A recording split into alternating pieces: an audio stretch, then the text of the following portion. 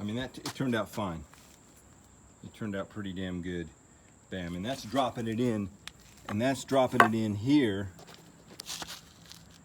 You know, that's dropping it in here, and there's no table. There's no table there, so there's no, you just have to go by feel of whether or not the saw is coming this way, and it's always like, you know, you hope you're right, because there's not enough of a table to get a nice square edge, so you're just kind of going by feel, and then you're sliding it through. I don't know if you can see down in there. You're just kind of sliding it, and you flip it over, and you hope, taking account for the blade, what side of the line you're cutting on, and you hope that you're sliding it through and hope the two blades line up, and they did. They lined up fine. It's because I'd done it a few times, I guess.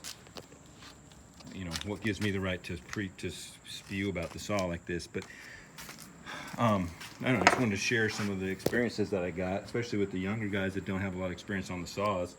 And the reason I fired up the video for that little lesson, you know, it turned out not to sound flash or nothing, to toot my own horn, but to point out, yeah, half the reason that it worked out, I just was able to kind of get a good clean cut on both sides and something like that, was me. But the other half of the reason why it was is because of the engineers that make these tools. And that's really the kind of what I wanted to point out, is that, you know, the tools are made to balance. The tools are made to work.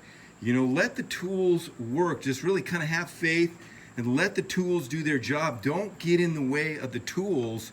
And that's half the battle right there. You know, half the battle is you're holding it too tight, or you're this and you're worried about that, you're doing that, and you know, you're like, the tools are like, dude, you're screwing it up. Just relax. I got this, man. And that's the same thing with riding bikes, man. The engineers, just don't get in the way. That's half of the battle when you're out doing stuff. Don't get in the way of the design. These guys make, you know, they spent millions of dollars designing this stuff with the best minds that the planet has, and the shit works great. Just don't get in the way of that stuff when you're trying to do it.